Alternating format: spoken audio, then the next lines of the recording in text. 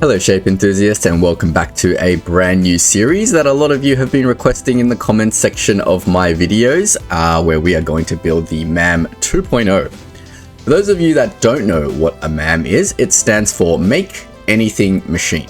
It's basically a programmed machine that's built to tackle all of the various infinite shapes after you've finished all of your milestones. As you can see, after you finish your milestones, you get these two shapes with these infinite randomized goal symbol here.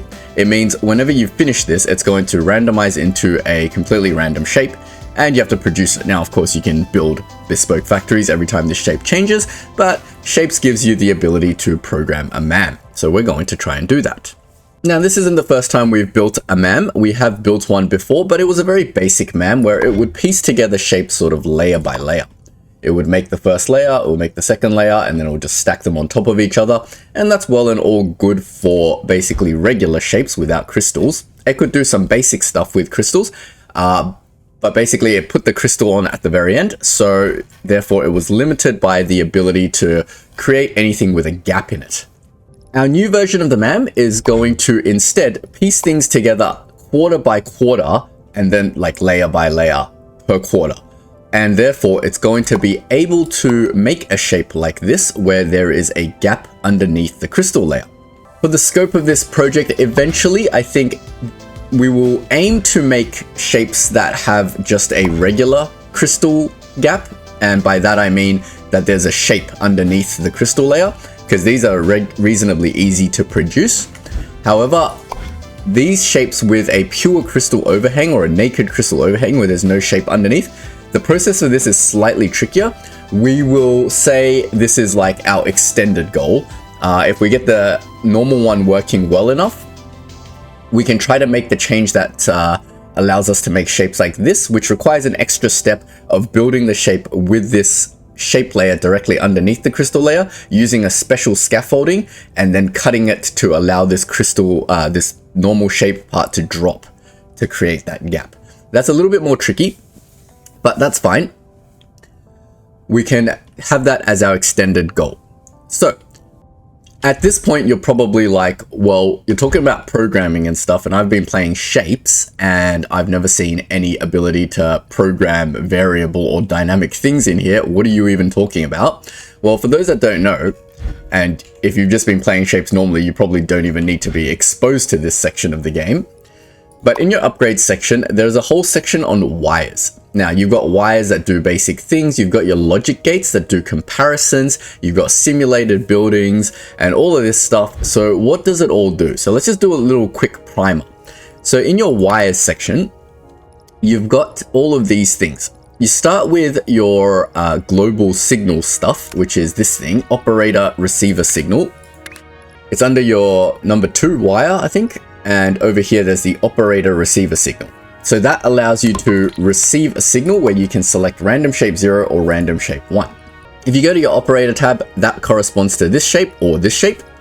So if once you've got your operator receiver signal, everything is transmitted via wires. And they've added some cool new features, like you can hover over the wire and actually tells you what shape code the wire is carrying. So the wire carries information, right?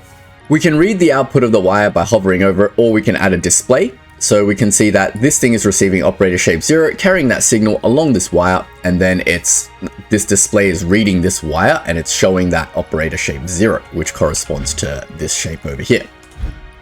Now we can also perform operations on these things. Over here, I have a simulated building. What does a simulated building do? We have half destroyers, stackers, unstackers, painters, crystal generators, simulated swappers. Well, basically, this thing acts on a signal on a wire and does the same operation as your actual physical thing would do. So for example, this half destroyer would half destroy this shape, leaving you with just the right half, which is a square. So it goes through this half destroyer and it gives you a square.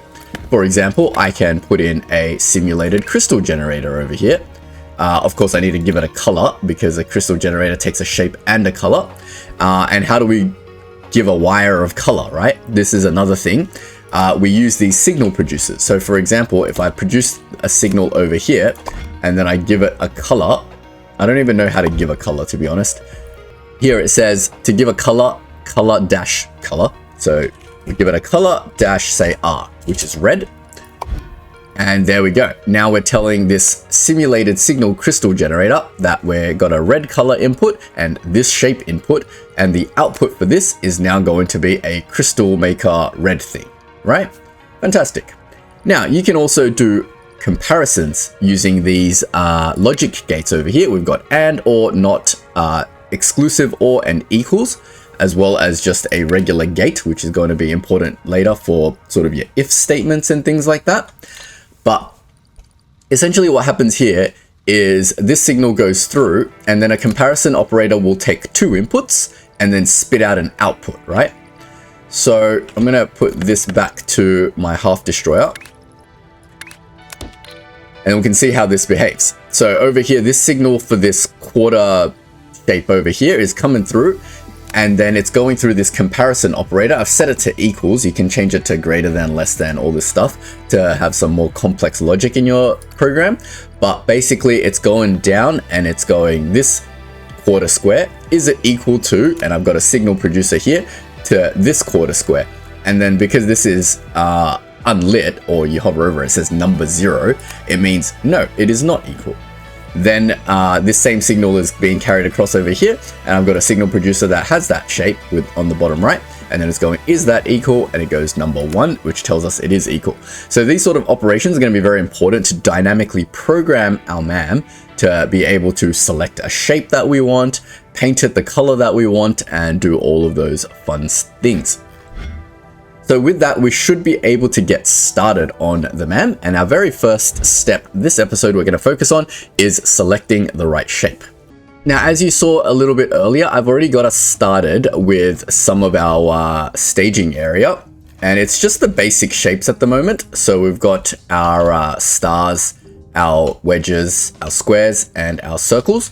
And they're just being taken from nearby asteroids. I've taken basically 4 belts of 4. So there should be like 16 platforms worth of shapes over here, which is I think what we're going to need. And even that's probably going to fall short. Unfortunately, our insane mode shapes can have up to 5 layers. So it is a bit awkward. And I'm not going to try to make it so that it has enough for 5 layers, just because it's such a weird and awkward number to do 5 layers. If it needs 5 of the same shape on the layer, it's just going to be, you know, 20% slower, I guess, because the 4 belts of shapes has to distribute across 5 belts, but that's fine. So I've taken 16 sort of belts of shape, and then in terms of color, I've got 4 sets of 6. So each one of these things are like 3 belts of color, and I've sort of paired them off, and then there's sort of 4 pairs, and that makes each one of these is a fully saturated belt of fluid. And we've got 4 of them for each color. Now, I've done them using base colors because I think we're just going to go with dynamic color selection. So we're going to mix the colors on the fly. It's a little bit more programmatically tricky to do that, but at least I don't have to bring in all the secondary colors and white as well. Now, in terms of train throughput, I don't really care right now because obviously we can just add more trains as we need them. But for now, it's just got 1 train running. So we're still missing a couple of things, which we'll get done this episode. So the first thing that we're missing is that a shape can obviously have pins on it. And when we're going to produce a shape with pins on it, we're not going to use the pin push process. We're just going to drop the pin onto the layer. As you can imagine, that's how we're going to have to do things. If you're enjoying the video and you want to support Data Engineer Plays, don't forget to leave a like and hit that subscribe button. And if you have any feedback or suggestions, feel free to share them in the comment section. So we're going to need basically 4 pins over here somewhere. Let's go find somewhere that can do that. I might make a brand new platform for the pin pushing process. Here looks like a pretty decent candidate. We can build it over here and then route the pins in somewhere here. So let's get started on actually building something. So to make a layer of pins, we need a little bit of color, and it doesn't matter what color we do. Actually, I might need some more color asteroids. I might go a little bit further out, somewhere with a full shape and a few color asteroids, because we're going to need to make quite a few of these. So let's just do 1 belt of 4 for now, and then we can add to it later. So for each one, we're going to need 4 fluid extractors. So we're going to have to try to fit this in. But we've got our pin pusher over here. So let's get a pin pusher. Basically the process is we're going to create a full stack of pins from this. So we're going to modify our pin pushing platform. So let's just delete the top layout. We'll delete the second layout. And we'll just work on the first layout. Now I'm just going to cut this out a bit and just put it, say, over here. And we're going to need to pin this up 1, 2, 3 times, something like that. Is that not enough? Okay, maybe one more.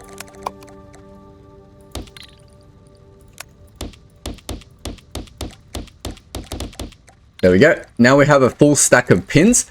From here, we can put this through a crystal maker. So our standard crystal maker should be able to handle this process. I'm just testing at the moment to see how much fluid and stuff I actually need for each one of these processes. Now I'm just going to get rid of these jumps over here and we'll just get it going straight through. And that should be okay. So I'm going to copy all this up a few layers. Get it working on all 3 layers and we're just going to test it out, make sure it's all working properly. So what comes out of here is basically a full stack of 5 crystals. Because you're filling in all those pure pins with crystal, and since it's all gap, it's just going to create all crystals. How does that make a single pin layout? Well, once you pin push this up, all of the crystals shatter, basically. I'm going to put my bin at the end just to make sure this process works properly. And as we can see, that gets us our single layer of pins, and that is what we're after. So as we can see, one of these makes 1, and for every 1, we need 2 of these belts of color. And we need 16 of these, so this is going to be quite a complex process. So you've seen how it works. I'm going to set all that up, and I'll cut back to when it's done, because you don't need to see this sort of boring process. So this tiny little asteroid that we were working on before definitely doesn't have enough things that we need to make these pin shapes, so I've made it out here. I've just taken 2 different asteroids because the process is a little bit more convoluted than just picking up a shape, because we've got to put these 4 platforms to actually process it into a pin shape, and each platform requires 2 belts of color, which means we need sort of 8 color extractors across 2 asteroids because the color asteroids are so damn small.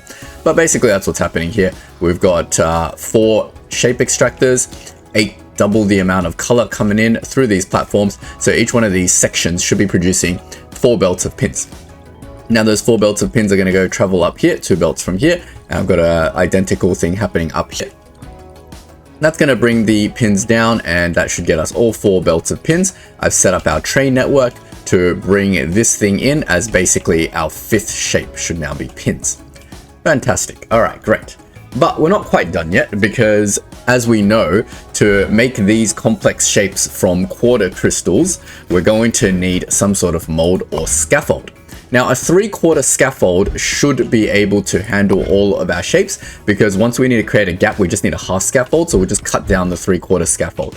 So we just need to pick a 3/4 shape, and it's important to sort of figure out where we want our gap.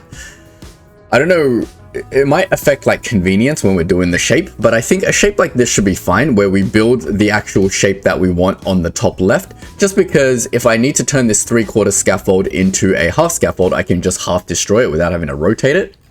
Not a major change, but it might make things a little bit easier. I don't know, we will see. Let's add our 16 extractors onto this asteroid if possible. Alright, turned out this asteroid was a tad small to add 16 extractors on there, so I've opted for this asteroid instead, and we've just managed to squeeze in 16 extractors, so we've got 4 belts of 4 going into the train, and we're going to use this 3/4 circle as our scaffold shape, and it should appear over here. So now we have all of our shapes, one of each shape, a layer of pins and a scaffold, as well as our 3 base colors, and we're ready to start our MAM. So now we have all our components of shapes. We basically want a function to take in these 6 inputs and spit out 1 output based on the shape that we want, right? And we have to do that 5 times for each of the layers. And each of these belts, like I said, is 4 belts, but I mean, we'll just split it. If it happens to be 5 circles, then we'll just split the 4 into 5, and it just won't function at 100%, but that's not the main concern. And it's a very easy fix one day. If you can be bothered to add a 5th belt of every shape, then you will have your MAM functioning at 100%. So right now I'm concerned with selecting the right platform for the job. Now, since I have 6 inputs, I'm thinking we use like a 1x3, maybe twice. So the goal here is kind of to make this as small as possible, because you can imagine there's gonna be a lot of platforms, a lot of functions that we need to do. And the less travel time things do, then the faster our whole MAM becomes. So why don't we start with this and we will modify accordingly. I'm gonna put them somewhere in the middle over here. And then we're just gonna route in our shapes. I don't know if this is the right platform for the job, but we'll find out and we'll adjust accordingly as we go.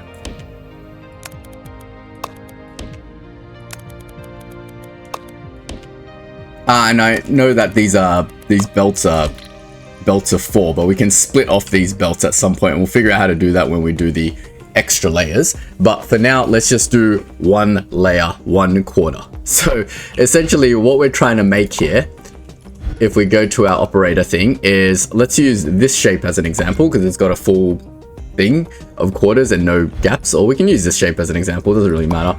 But we're basically trying to make one of these quarters. Now, if we imagine how we're going to piece this together, I think we should make the top half of the shape and the bottom half of the shape. The reason being, swappers, the way they work is they swap the left and the right. So it'll be quite easy just to make this right half of the shape, then cut away the left part, and then make the left half of the shape, cut away the right part, and then we can just swap them into place without having to do much rotation. So the first step is to get our shape and go, what is the part that we want? Let's start with the bottom right corner. Completely arbitrary, doesn't really matter what you start with. So what we're going to need is a sort of what I keep calling in my old MAM series a brain. The brain will tell us what shape we're trying to produce, right? So let's select random operator shape 1, and that is the shape that's coming out. The quarter that I'm interested in right now that I'm trying to produce is the bottom right quarter. So to do the shape selection for this, we need a signal that tells us we need to select a full emerald. So how do we do that? Okay, well, first let's extract just the bottom right quarter. Get rid of all of this stuff. And how do we extract just the bottom right quarter? Well, we need to take this signal. We need to half destroy it, which is already what's being done. And then we got a half shape, and the bottom right quarter is still there. So then we need to rotate it counterclockwise. And I don't think there's a rotation order, unless they've added that in now. No, so it only ever rotates in one direction. And I don't think, like, I kind of think we should have requested this in the update, but the simulated building doesn't have a directional rotation, which actually becomes super annoying when you're trying to condense stuff, because to rotate this counterclockwise, we basically have to rotate it 3 times. So if we look at the signal that's coming out here, now we've rotated the bottom right corner, and it would help if maybe instead of using the real shape right now, we create our own signal so that we make sure we are getting the right quarter, because this shape has the same quarter everywhere. I can't even tell if I am extracting the bottom right quarter. So if we get a signal producer over here instead, and we configure this to be like, say, CU, RU, WU, and what's the last shape? SU, right? So now we have a quarter in every shape, and we want the bottom right quarter, which is going to be a square. So once we half destroy it, we've got the square, then we rotate it 3 times, our square's in the top right, so we're ready to half destroy it again, and that will get us just our square. And now we need to tell it, I want this as a full square, because a quarter square is different to a full square. You got to realize that the shape signal, we can't copy the signal out of the shape, but that's fine. But what we need to sort of realize is that this sort of signal that's like a quarter square is not the same as this, right? Because our shapes are full shapes. So when we select the square, we're going to be comparing to the full shape. So we need to go, all right, let's piece this quarter back into a full square. So that's pretty easy to do because these are signals, not real shapes. So we don't have to worry about shape volume or anything. If I get 4 of these signals, now I have 4 quarter squares. And if I give these all a rotation in some particular direction, I should be able to piece it all back together. So for example, unless they've given us some easy way to go from full to 4 quarters, quarter to full things, I don't think so. But for example, what we can do is we can go, all right, let's rotate this, leave that one. We'll rotate that once, rotate that twice, rotate that 3 times. Have a look at the signals that are coming out of each of these. And now we've got the 4 quarters of the square in 4 different areas. Then what we can do is now piece this shape back together. And we can go a stacker, I believe, simulated stacker. So if we go, oh, and the simulated stacker is a little bit awkward. I'm just trying to find a clean way to do this, but essentially you want to stack this together. Let me get rid of this wire. And what you can see is what comes out of here is a half square, because you stacked this and this, you get a half, right? Now we've got to simulate the stacker again and again.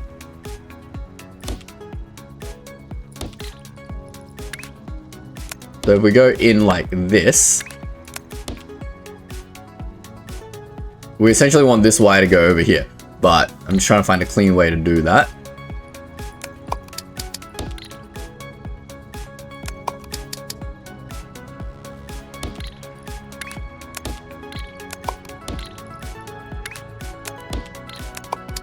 Something like this, and then we want to feed in the wires from here.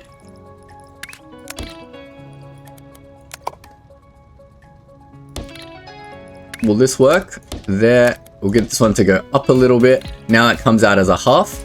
Now if I stack this in, that comes out as a 3/4. And then if I feed that in, that comes out as a full shape. Yeah, there we go. So that's our shape selection, right? It goes, give me the bottom right quarter of this shape. Cool. Now we can take our actual shape and tell me, give me the bottom right quarter of this shape. And what comes out of here is now a full emerald, as you can see. And then if we go, give me the bottom right shape of, say, this shape. I should put a display over here so you guys can much easily see it. Yeah, there we go. So it's an emerald, right? And then if we get the operator shape, that's a square, because the bottom right is a square. Beautiful. See how we have created a sort of computer program that takes an input, does some operation to it, and then creates an output. And that is the basis of our shape selector. So for now, that's pretty easy, but what happens if you have multi-layered shapes? It's going to give you the full bottom right quarter of the multi-layer shape. So let's create a signal that has that. Probably just get a signal that has all 5. That way we can make sure that it works for our full 5 stack of shapes, which is probably what the game's going to throw at us at some point in our lives. I'm going to pick a nice candidate. Why does none of my tasks have 5 layers? Does this have 5 layers? Ah, it's 5 layers. There we go. All right, let's use this as an example. I'm going to copy this shape code. I'm going to create a signal producer. And we're going to paste that shape code into the signal producer. Now we've got a 5-layer shape. Now, if we take this out and we go, give me my 5-layer shape, and then tell me what the bottom right quarter is. The bottom right quarter is this thing over here with the red arrow, white circle, and then it's creating a full shape out of that, which is exactly what we want, because we want to produce, like, as we're making the shape, we're going to cut away 3/4 of this shape, right? But we want to produce it based on this shape. So the bottom layer we want is a blue star. The second layer is a white circle. The third layer is that. Now, the difficulty is that, what about gaps? Because is the shape going to fall when I cut it apart? Do I want to destack it first and then do it? Because what if we had a shape with a gap in it? That's not quite going to work, right? 1, 2, 3.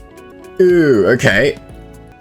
Yes, we need to account for the fact that there might be a gap in the shape. And what I mean by that is, let's take a shape with a gap and figure out what the issue is going to be. Funny, I can't actually find a shape with a gap in it. It's almost like they don't exist. Ah, this one's a good example. See, the bottom right has a gap in it. All right, so let's take this shape code now, and we'll put it through our signal producer and then see what comes out. So essentially what we want to create is the bottom layer is a square, the second layer is a gap, the third layer is an emerald. But once we go through our system, that's not what we're going to get, because even though the shape is simulated, you can see the gap falls, because as you cut it apart, right? You cut it here, and then you've half destroyed it here, and all of a sudden that gap has now disappeared. It's a little bit hard to see, I'm sorry. Can't make these signals any bigger, But essentially what is coming out of here after the second half destroy, the gap has vanished, which is a problem because we need to tell it that there is in fact a gap over here. So that tells us we need to destack before we do this process, right? So essentially we have this thing called a destacker, which can destack a 5-layer shape. Let's figure out how that works. Simulated unstacker. So a signal goes in and then 2 signals come out. So this is the rest of the shape and this is the top of the shape. So we essentially want to keep putting through destackers.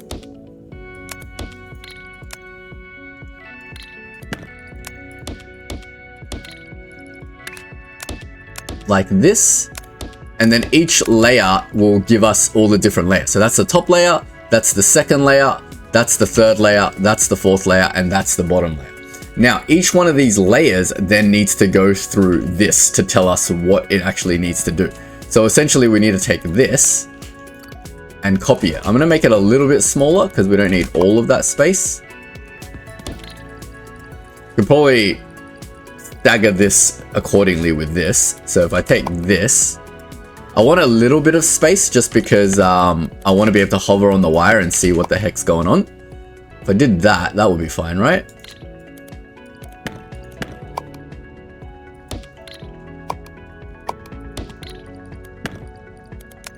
So something like this, that I can hover over all the wires now.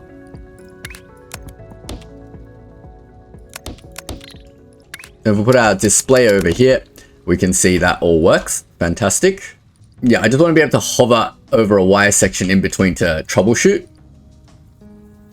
So essentially, these are all our layers, right? And we're going to obviously start with the bottommost layer. Curious what comes out of here. It's a null signal because there's no more layers. But this is our bottom layer. So our bottom layer, we need to take the bottom right quarter of it. So we basically need to run it through this program over here and do that. And that tells us our bottom layer is a square. Now, our next layer, we need to run through this program again. So we're going to need to run through, for each one of these signals, we're going to have to run it through like 4 times. And that just gets us 1/4 of the shape. And then we need to rotate to this entire shape and then run the program again, basically. So if I get this now, oh man, this is gonna be so complicated. And we're gonna have to build this into the actual platform to get the actual layer that we're trying to produce. So let me take it out this thing and just go, we're gonna have 5 layers. So it's gonna be like this. This is the most unoptimized version of this solution, by the way. So there's our unstacker, and that's gonna go 1, 2, 3, 4, and 5. Oops. Don't cross your wires, otherwise you get that occurring. There you go. So what this is telling us now is that the bottom right half of the shape is comprised of these 5 shapes that we want to try to make and then stack together. We're going, the bottom right is a yellow square, which is a yellow square. The second layer is blank. Oh, you can't even see that here. How do I see my shape? Oh, we'll just look at it from here. The second layer, we're just looking at this bottom right quarter, right? So the second bit of this shape is a blank. The third is a red emerald.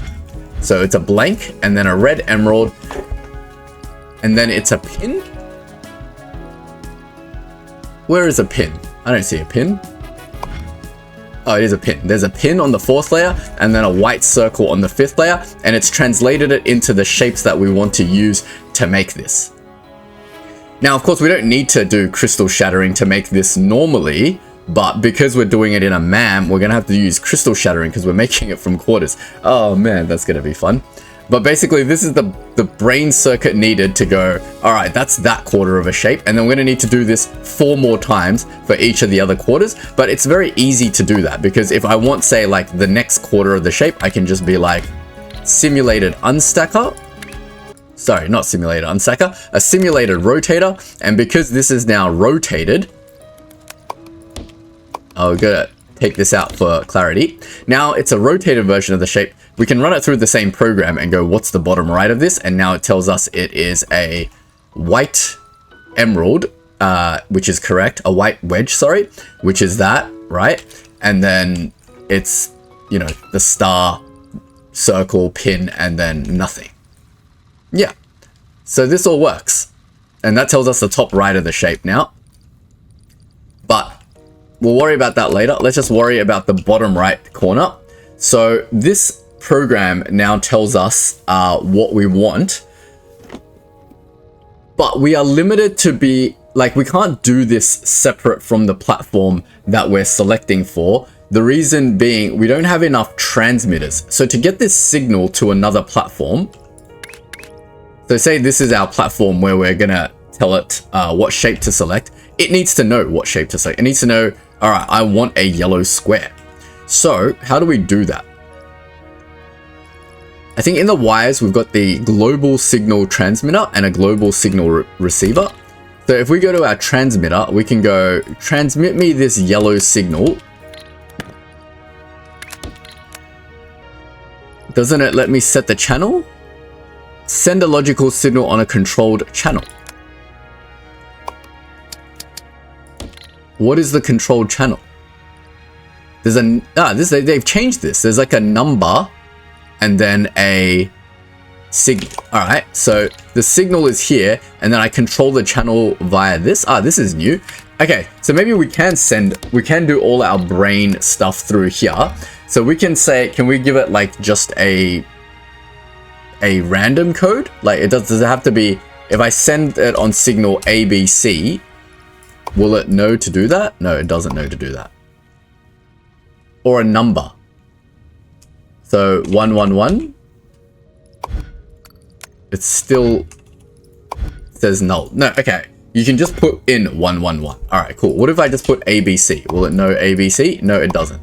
So I have to use numbers to transmit the signal. But I can send this on a signal 1111. Okay, so this basically lets me go, gives me full control of my global channel, unlike before. So back in the old version, you only had a fixed number of channels and it was like 16 channels you could send signals on. But this basically gives us infinite channels to send signals on, which is convenient because now we can do our really complex logic on a separate platform and then just transmit the signal of the output out. So we can go, all right, this is the bottom right quadrant. Like if we go clockwise from the bottom right, we'll say this is quadrant 1 and layer 1, right? So we'll call this quadrant 1, layer 1. And then we can send all of these on different channels, and this can be like 1, 2, right? And let's just test that. Maybe we'll do it on 1, 3 because it actually has a signal. And we can now go to a different platform. And then if we grab our global signal receiver, and hopefully if we just put in this same thing over here in the number section, it'll tell us, if I put a display over here, the signal that we're transmitting, yellow circle. And then if I get the one from 1, 3, that should be our red thing, right? I haven't put a signal through, but if I do put a signal through,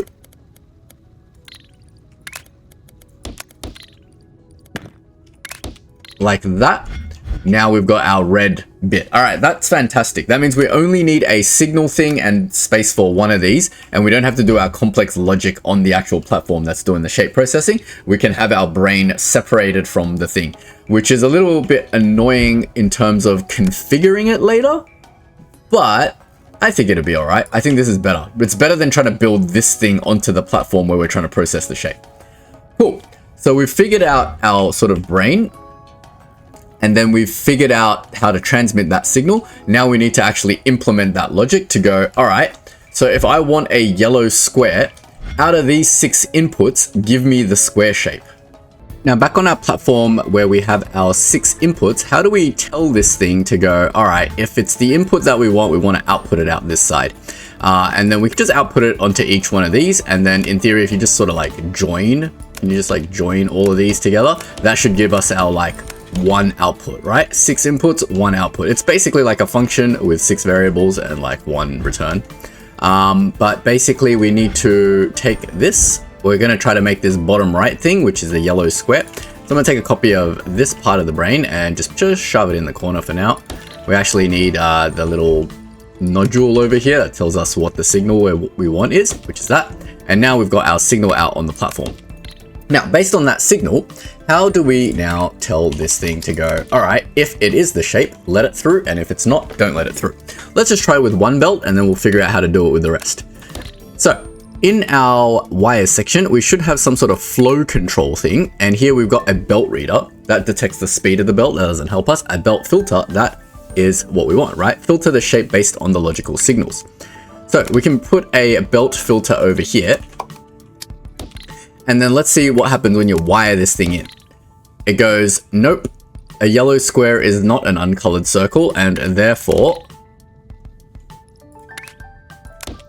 it's gonna go out the side instead of the front, right?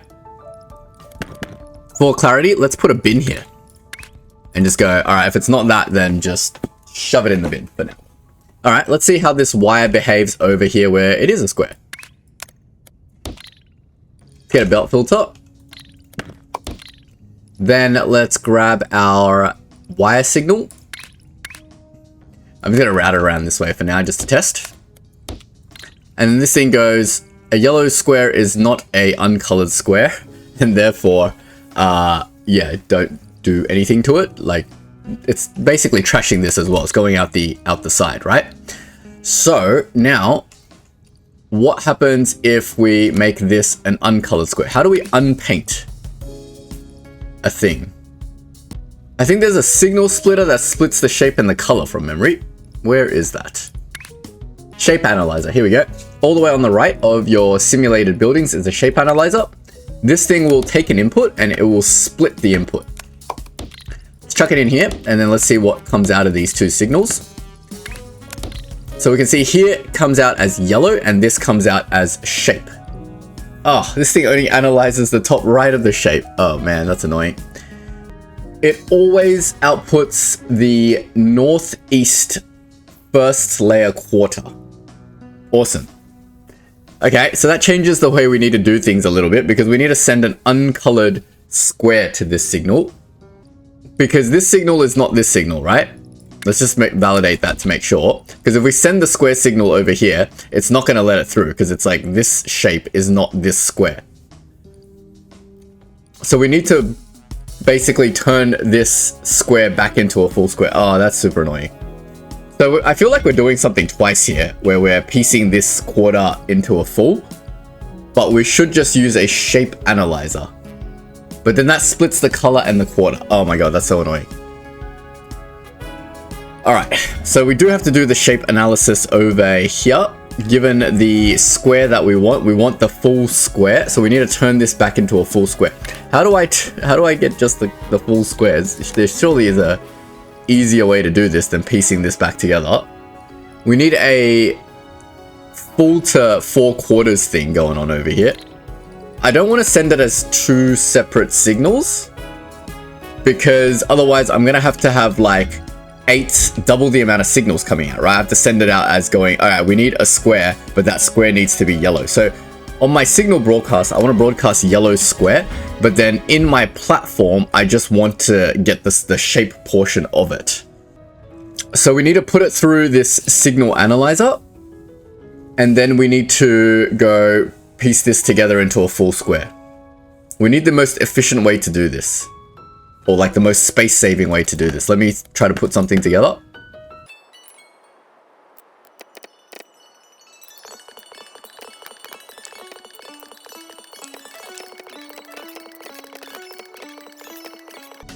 So I'm thinking something like this is probably the most space-saving way to do this. I can't jump the signal over, and then the final signal comes out here. This is reasonably space-saving, I guess, but what comes out of here now is essentially just the shape portion that we need. So I'm going to keep this here now. Obviously, everything that I'm doing is not going to be the most efficient way to do things, but it's going to be a way. Now, how do we send this signal to all 4 bits of a belt? Because there's going to be 4 belts. My goal is to try to make this all on one level, that way we can just copy it up to 3 levels. but let's give that a go. It's going to be 4 belt readers, right? Something like this. Oh, I haven't even shown you guys the belt filter actually working. So now that we've got a regular square, look what happens to this. If I filter this out now, we can see that instead of going out the side output, it's now letting the shape through. Great. So let's go ahead and do that. There's going to be a little bit more logic to this. So let's just do that for now. And then we can figure out the rest of the logic a little bit later. So the next step is to figure out how to do this on 4 belts at once. So there's going to be signal things that we need to send in. So there's going to be 4 flow controls that looks like this. Now you can't put 2 together because you need a little bit of a gap in between to let the signal through. But what's the most space efficient way to do this? Just something like this probably. And then the signal can go into here. And how does that interact with the belts? Now that we have jumpers that are smaller, we can actually use the jumpers. So for example, if we put a jumper here and a belt catcher here, we can leave 1 space in the middle for the signal portion. So I'm thinking these 2 are going to go in the middle, and then this is going to be a little bit dicey, but let's try that. So I need 1 more space out. Get a catcher in here. We'll try catchers on all of these. Will this work? And then we put a jumper here, here, and here. And we split the belt out, say, this way. Now we have a space for the signal to go in. And we probably want to just jump all of these out to the other side. And then say we catch it as far as possible. That gives us the maximum amount of distance. And then we can just belt them out like that. What do we think of that? And that gives us a nice little path in the middle for the signal to come through. Now we need to actually wire these things into the signal so this thing knows where to go. So if we did something like this and then like this, now it's all wired up and ready to go, basically. We actually don't need this jump. We can get rid of it. The other thing with jumps is that jumps are great because they allow you to basically move the shape a lot faster than it does across the belt. So we do want to add as many jumps as possible into this whole majiggy. So if we move this up, say like 1 tile, everything should still work. 1, 2, 3 tiles. What if we moved it up 3 tiles and then put this jump right in the middle? Like that. Obviously this signal producer thing needs to come out on the gap. The gap can be moved as far away as possible. And then that jump just makes it to there. And then that jump can actually be 1 further up. Nope, that's the maximum it can jump. I think that looks all right. So let's wire up this signal over here. And then that can go through the jump like this. Now, this setup should be good enough for everything. Let's try it out. So if I did that, say here, here, here, here, and here. And then we bring the signal across. Say down along here, along here. Now we can jump the signal out this way through a signal thingy-mabob. Signals can travel across this automatically using the regular signal transmitter. So then we can bring that along there, and along there. Fantastic. Now we can have a look at what's actually happening. Now over here, if we put our bin thing over here to test, we can see out of all of these 6 shapes that we're inputting, only the square is flowing through because the bottom right signal that we want is a square. Now let's clean this up a little bit. I kind of like this to be all back 1. What do we think about that? Just to get this part straight, it doesn't really matter. It's actually perfectly fine.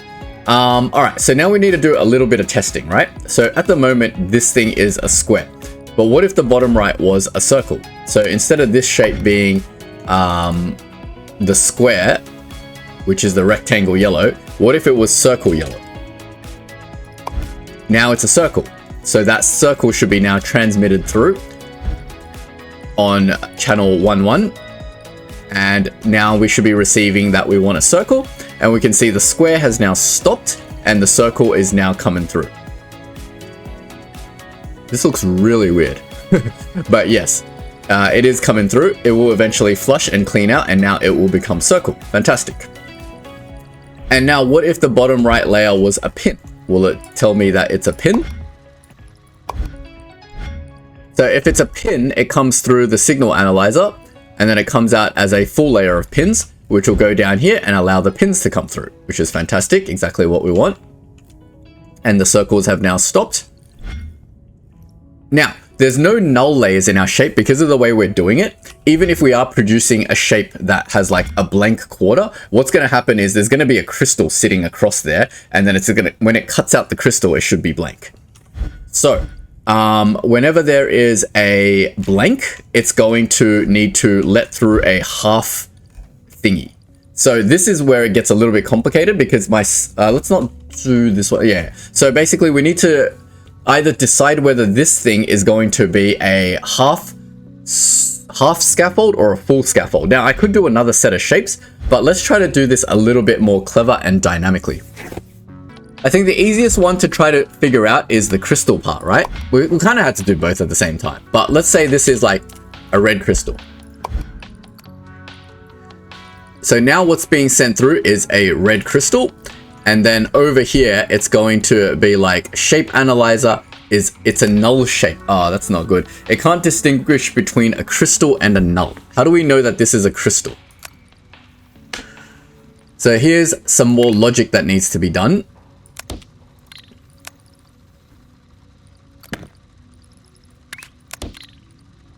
Null, null. So basically we need to work out some logic to distinguish between an actual blank and a crystal, which is going to be a little bit complex. Because it doesn't seem like there's anything in here that tells us that it is a crystal. Is there a clever way to tell if it is a crystal or not? Because the shape analyzer should tell us... Oh, okay, I understand what's happening now. It will analyze the top right of the shape, northeast, right? But there's nothing in the top right, that's why. The reason for that is because, as you can see, this thing is not creating the 4 copies of the crystal because we're using simulated swappers over here. And obviously, sorry, simulated stackers. And obviously, if you try to drop a crystal, it's going to shatter, right? So we can't use stackers over here. We don't use swappers. That's the problem. It is actually properly analyzing the null as a null. So let me amend that a little bit. Do we have a simulated swapper? Yes, there we go. A simulated swapper. Oh man, that's fully cooked. All right, let me try to do this again. We'll do it and then we'll make it better. So basically we want to take this shape. It's still doing this part, right? And now we need to take all the copies of this shape, put it through rotation, and then we need to swap them together. But the swapper has to be done in a very particular way. So if we've got the shape over here, is it going to be different depending on where all the shapes are? No, because we're putting the shape onto the top right-hand corner. What if we get rid of the rotation portion of this? What's coming out here? No, we do need this because then we get the quarter, right? And where is that quarter? Because it's always going to come out at the same spot. It's always going to come out at the top right. So first we need it to be at the top left, which is a counterclockwise rotation. We've just started. I'm already getting confused. But basically we need that, right? Then that can go through a simulated swapper. And what comes out of the simulated swapper should be a half shape. Great. Now we need to do that again.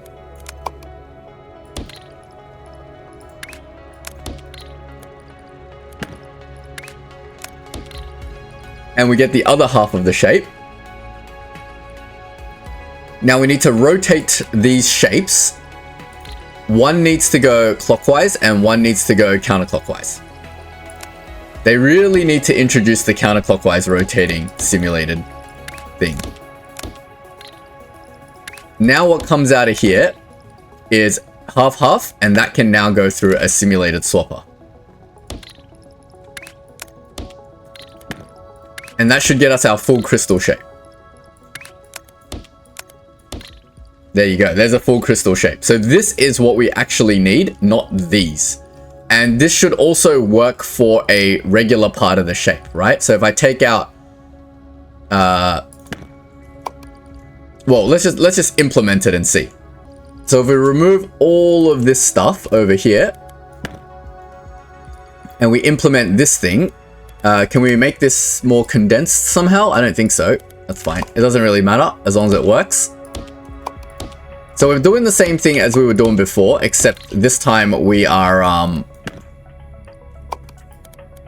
using swappers instead of stackers to account for the crystal portion, essentially. So let's put our displays in. And that's looking very correct to me, because we've got our full crystal, our blank, our red, and it works for regular shapes, which is fantastic, right? It's going to put my displays out of the way a little bit.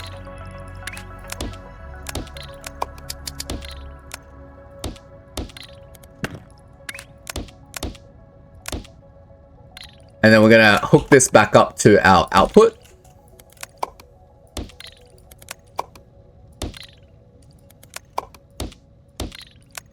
This is going to be quarter 1 layer 4, quarter 1 layer 5. Fantastic. Great, so it's still working exactly the same, but now it's giving our full crystal shape. And now, when we transmit that full crystal shape, it actually tells us it is a crystal, which is exactly what we want. And again, this thing, oh man, this thing doesn't work, right? Because we need to piece it together as a crystal. Or do we care? Do we care that it is a quarter crystal? We don't. We just need to know that it's a quarter crystal. So this is still fine. And then if it's null, it's just null. So we basically need to have a check in here of whether the logic is basically going to go, if you detect a quarter crystal like this, and it's always going to be on the bottom right, yeah? Because it's going to use the shape analyzer, and that shape analyzer is always going to spit out the thing on the top right. And then for some reason, after it goes through this thing, only the bottom right layer survives. Yeah, because we're just stacking and some parts are getting destroyed, whatever. It's getting transformed into the bottom right. I'm just trying to wonder, doesn't matter what quarter of the shape we're interested in, it's always going to be on the bottom right. So we can basically just tell it, we can do a check that goes, is this signal a uncolored crystal on the bottom right? If it is, then we want to let this shape through. Now, this shape thing does a match, but I'm pretty sure if you just send it a signal of 1, it will let the shape through. See? So you just need to send it a signal of 1. Therefore, you can just use our comparator, our logic gate that goes equals, and go, is this signal, and we can give a signal that we want to check against. Is it crystal uncolored? And that's in the top right, but we want it in the bottom right, which is, I think it's the second slot. There we go. It goes, is that crystal uncolored? And it's like a 1. And then if we let that go through, then it will let this shape through, which is exactly what we want. So that deals with the crystal layout, because if it's a crystal layout, we want to let a mold through, right? To get through the crystal process later, which is fine. But there's a little bit more of a complex logic, because what if it's a gap? So over here, we've got crystal red at the moment, but what if it were a gap? So if it's a gap, it's going to send a null signal through. And what does a null signal through look like when it goes through the shape analyzer? It comes out as a completely null signal. And then here it does stop it, which is great. And it puts it through this overflow. And that's perfect, because if it goes through the overflow, then what we want to do is we want to half destroy it.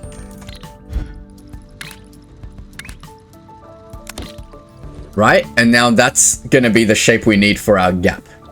Now I'm only deciding whether I need to rotate this shape or not, because with the gap there, it's going to, like, what did we say we were trying to produce again? We were trying to produce the bottom right half of this shape, right? Yeah, so we're trying to produce the bottom right half of this shape. So the bit of the scaffold we want is on the top right, and therefore the crystal we want to break is going to be across the bottom. So we want our thing across the top, our circle across the top. So essentially we want this to be counterclockwise rotated, I believe. I think I'm going to be wrong on this, but we'll amend it accordingly. But basically we want this shape to come out. So we will need to modify this a little bit to allow for that, which is not a problem because we've got plenty of space over here. So after it goes through here, we're going to do this check. We're going to create as much space as possible, because once it gets to this part of the wire, it doesn't really care anymore. So this part is like, no, it's not the crystal, and therefore it'll let it out the side. There's actually 3 conditions, because it's either going to let it through or it's going to come out the side. But then when it comes out the side, it still needs to decide whether it is a null or a shape, because otherwise when it's a normal shape, it's also going to let this through. Okay, so we're going to have to implement 2 layers of logic here. Let's try it this way. The first bit of logic is going to go, is it null, right? If it's null, then we're just going to block it. Wait, sorry, that's not right. It needs to check, is it a shape? Because if the signal is null, that means it's blank. It needs to let a shape through. If it's a shape, then it needs to block it. So we just take the shape signal and compare that first, I think. So let's just split the signal before we do our checks and go down this way and up here.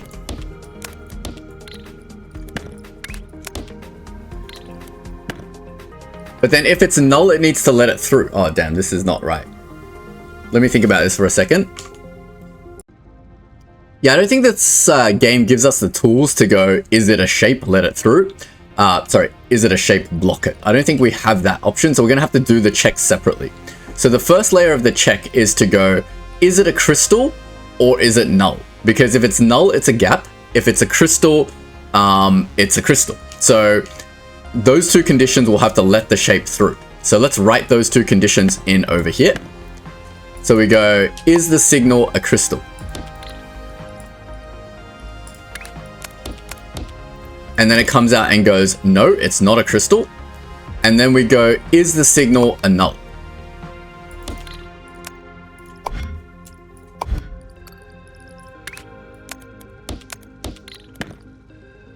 And then we go here, and then it goes, yes, it is a null. Then we use our operator to go either one of these. So we've got a logic gate called OR, and what an OR gate does, if you're not familiar in the programming world, if you put in 2 signals, if either of them is true, in this case that, it will output true. But if, or both of them being true will output true, but if both of them are 0 or false, then it'll be false.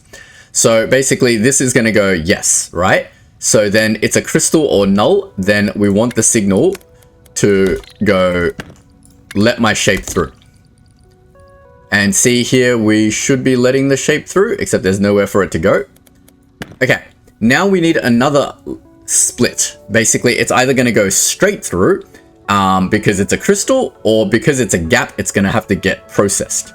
So we essentially need a second set of logic gates like this, but we need some space in between here. So we can't do it directly like this. We need to shift that out 1, and we need to shift that out 1. I don't know if I'm going to have enough space to do this here, but essentially this belt's going to go here, this belt's going to go here, that one's going to go there and there. And then we're going to need some jumpers.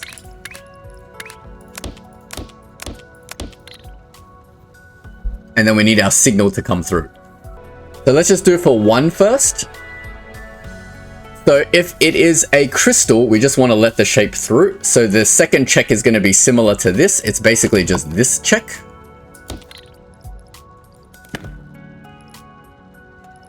It's going to figure out where to do the straightest wire. Probably something like that.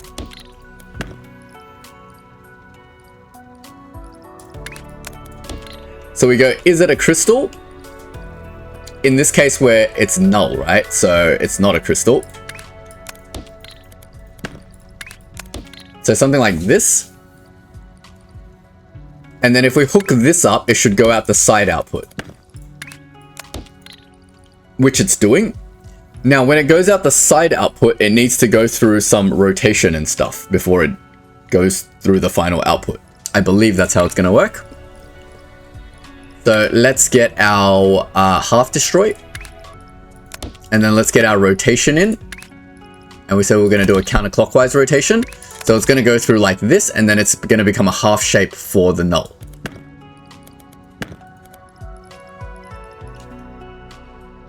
Then obviously it needs a jumper as well. So they're all going to need this. Like that.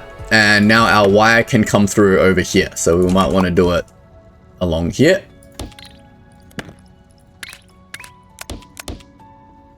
And we bring the wire along here, into here, and into here.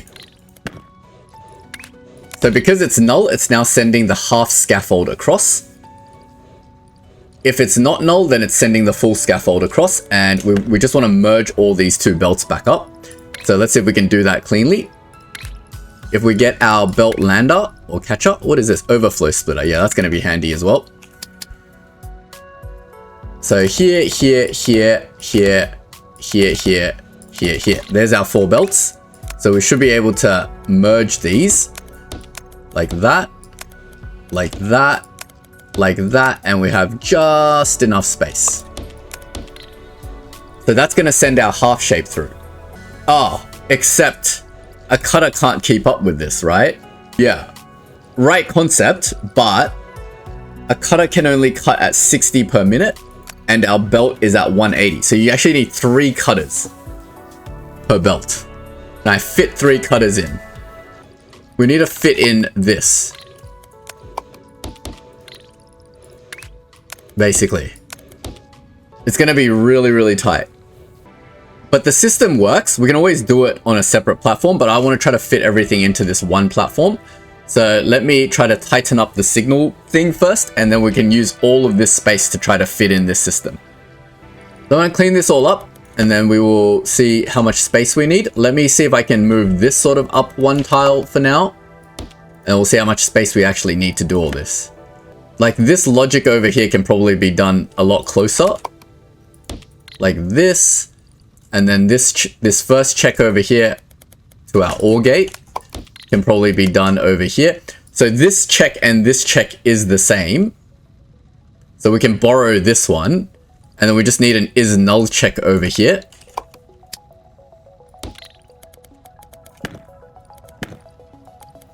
So these are our 2 checks now. And then we can figure out what to do with these signals.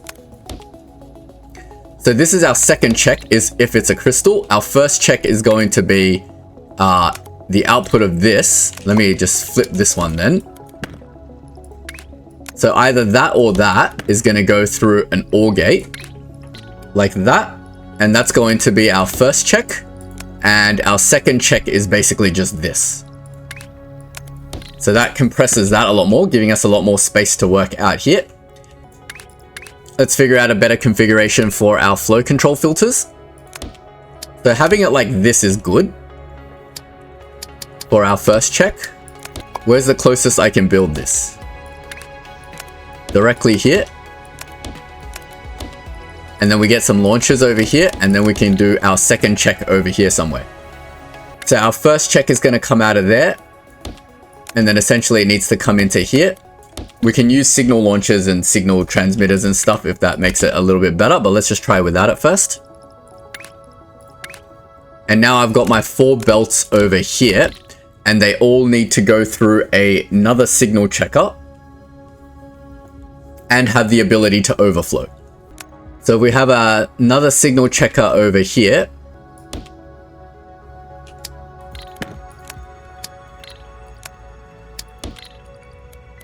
And then give it a little bit of space. Like this.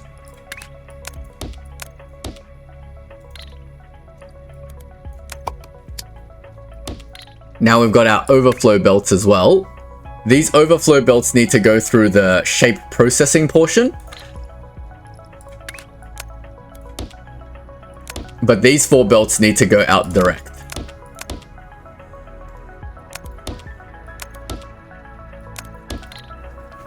So if we jump out the director belt all the way out, this is as far as we can jump them, which should be just enough space.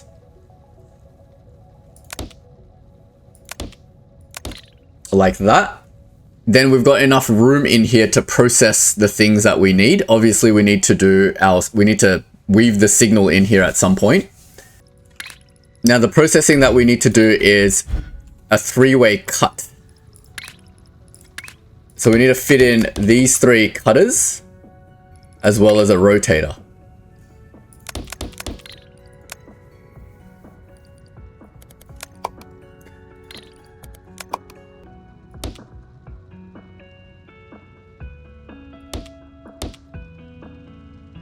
Like that. So these overflow belts need to go into these. And then they need space to merge back in with the real belt.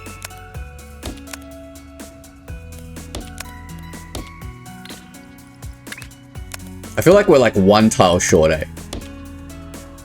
Like that.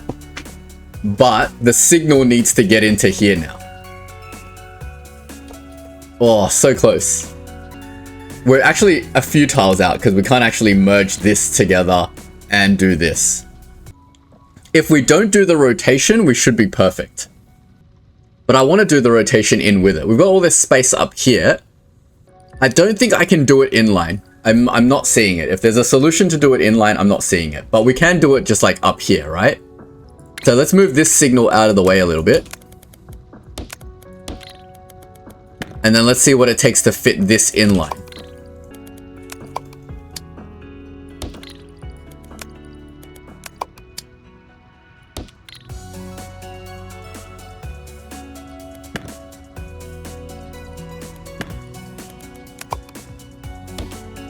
It does fit here. But then we need to get these overflow belts up there, which is going to be a little bit tricky as well. Our jump does allow us to get it across. So if we had like 4 jumps over here, it's going to be like super inefficient in terms of the belt going round and round in circles. But essentially it'd be something like this. This is super annoying that my tile isn't like 1 longer to be able to just do this, but it has to go around this way to do all this rotation. Alternatively, I can just add another platform, but then that'll make our platforms really irregular. I don't know what's better. I honestly don't know what's better. But essentially let's see if we can even route this in.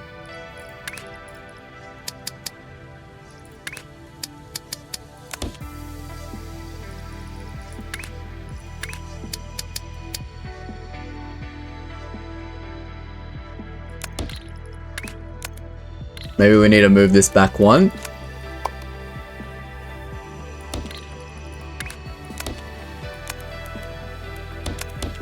So that gets 2 in.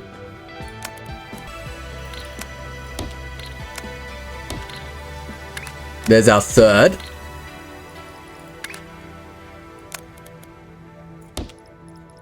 Trying to leave room for the signal itself.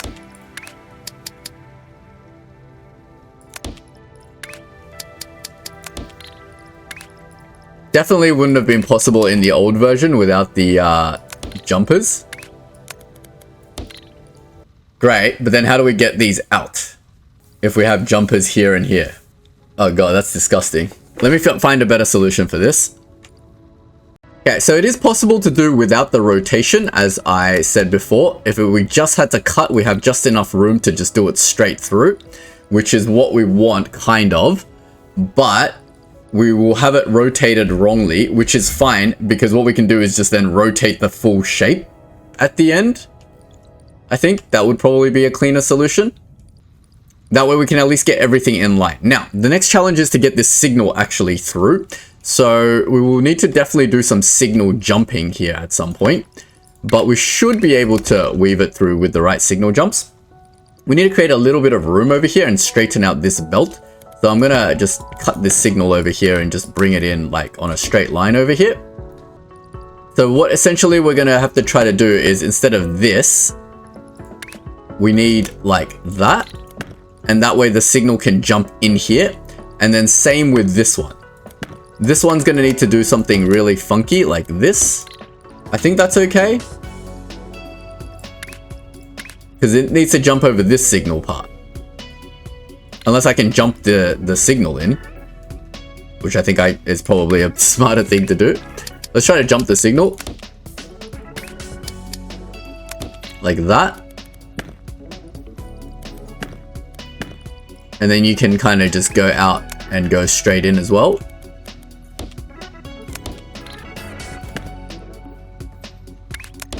Something like this. And now we've got room for the other signal to jump. So if we bring that over here, get a signal transmitter, and then we can get a signal out here to receive. Oh, and then I feel like I'm one tile short of getting that in there. But we can extend this out one more. Bring that back here. And then the signal can go up here.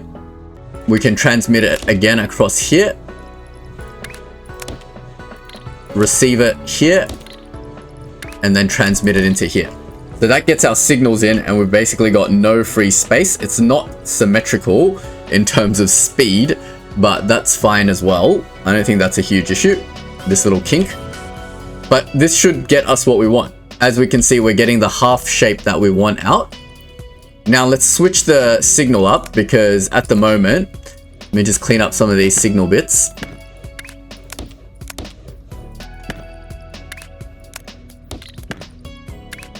The signal wires are really annoying. They're not like belts, they don't clean themselves up. But yeah, here we go. So we're getting a full belt of half shapes through, I believe. Why does it look like there's gaps? Does it look like there's gaps? No, there's no gaps. All right, good. So we're getting the full signal for the half shape through, and the reason for that is because I believe the signal we're sending through is currently a null shape. Let's see what happens when we change that back to a crystal shape. So we'll make it crystal red again, and now we're transmitting the red crystal through. This thing is receiving a red crystal. The red crystal is being piped through these signals, and then it's going, yes, it is a crystal shape, so let the shape through. And it's going, yes, it is a crystal, so just let the 3/4 shape through, which is exactly the behavior we want. Fantastic, nice and easy. So null and crystal shapes are working. Let's change this back now to a regular shape. So if we make this, say, circle yellow, now it's going to go, all right, I'm going to transmit the yellow circle through, and now I'm getting a yellow circle. And this, both of these is now 0 and 0, and now it's blocking the full shape and instead allowing the circles through from up here. Fantastic. And that is our very basic shape selection. I'm sure we're still missing a little bit of logic, but I think this is essentially what we want. And that is selecting the very first layer of the very first quarter. I think the next job we're going to need to do is paint that the correct color. So next episode, we're going to start working on our color selection portion of this whole exercise. But at least we've got our dynamic shape selection now. So we can, depending on whether it's a pin, a shape, a crystal, or a gap, it is now correctly processing the shapes and picking the proper one out. So to recap what we've done, we've taken the shape through, at the moment we're just using a signal producer to simulate a random shape, but we're taking the shape through the random operator shape. We're processing that signal to split all the layers of the shape. And then we're just taking the bottom right quarter of that shape, piecing it together back into its full shape, and transmitting that across 5 different signals. And currently we've just processed that very first signal to be able to select the correct shape by taking it through a shape analyzer, which will just bring out the shape portion of the top right part. Then we have to stack that back together into a full shape. which works for selecting all our 4 shapes and our pin. However, it doesn't work for selecting our scaffold. So we had to implement this extra layer of logic to check whether the shape is either a null or a crystal. If it's null or a crystal, then it's going to let this shape through. Otherwise it's not, because it's just a regular shape.